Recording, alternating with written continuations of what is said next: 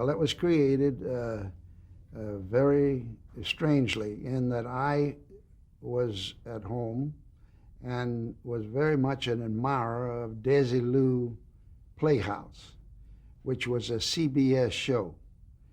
And that pilot for Untouchables was, in fact, an hour on CBS of Desilu Playhouse.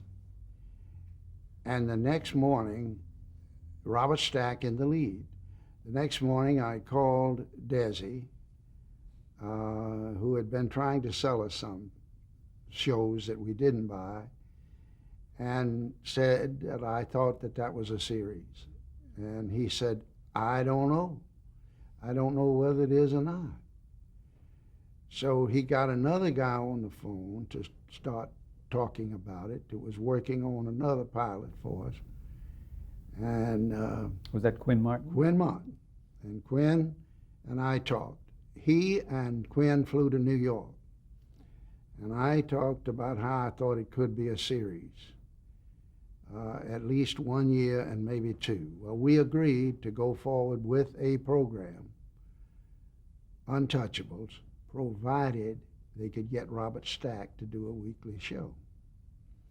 They came back out to the coast and talked to Robert Stack, and Robert was always a great negotiator on his own behalf. He was very reluctant, and we thought we were not going to be able to make the deal. But he did finally sign up, and we started the series with Quinn Martin being the producer. Quinn, from that point on, became a big factor in ABC. Now, there was Quinn Martin on the one hand, and he was the best executor that there was in the world. By that I mean you give him the pilot or you give him the cast and he could execute it beautifully. We were so impressed with him that we gave him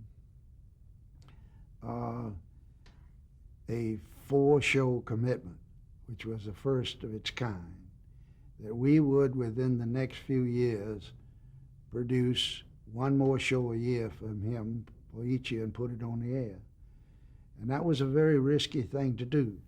It was unheard of, but we thought that it would work, and it was a very delicate maneuver, too, out of Desilu into Quinn Martin Productions. Now, Quinn had the writers. He had the people to execute, but he executed The Untouchables so well that later, sometime later, he would present these ideas to us. The ideas were not very good. Out of that commitment came Fugitive and the FBI. Now, how that happened was this, that we had gotten that day a presentation from Quinn for the next year, and none of the things were very exciting.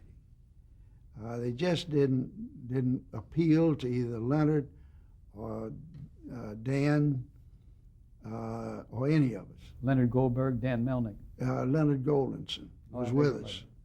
And we went to Beverly Hills Hotel, and we had a great experience with a guy named Roy Huggins. He had founded Maverick.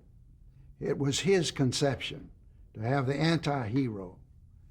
And from there was just one after another, Cheyenne, Sugarfoot, and Huggins was just brilliant. He left Warner Brothers and went over to 20th Century Fox.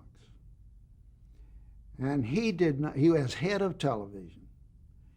And he was not a very good executive, but he was a hell of a conceptualizer. Out of that came Adventures in Paradise and a few other things. But he and Spiro Skouras did not get along with Hoot. And Skouras fired him. He was so downcast, he called the hotel and said, I want to come by, I want 15 minutes. That's all I want. and I'm not going to negotiate any deal, but I've got an idea that I haven't used, and I want to toss it to somebody.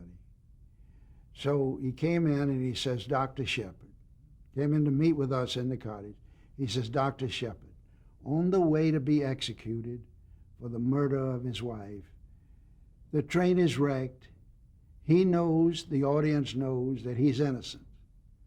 He is looking for the real criminal and running at the same time.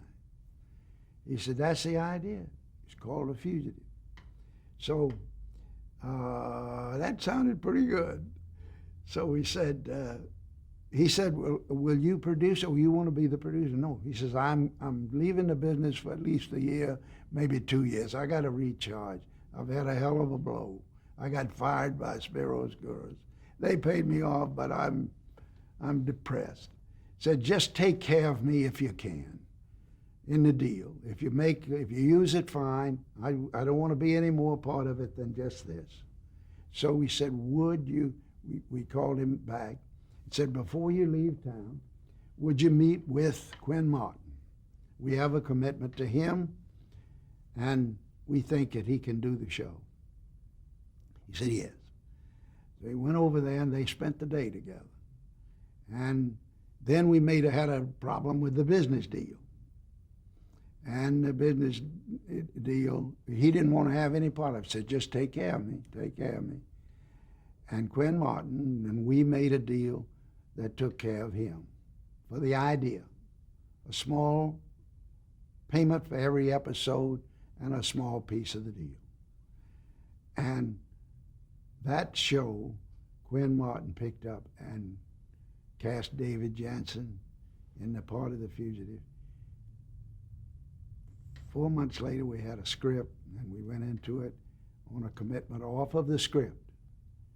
And we were already committed to Quinn, and the show went on the air Tuesday night and was a huge success.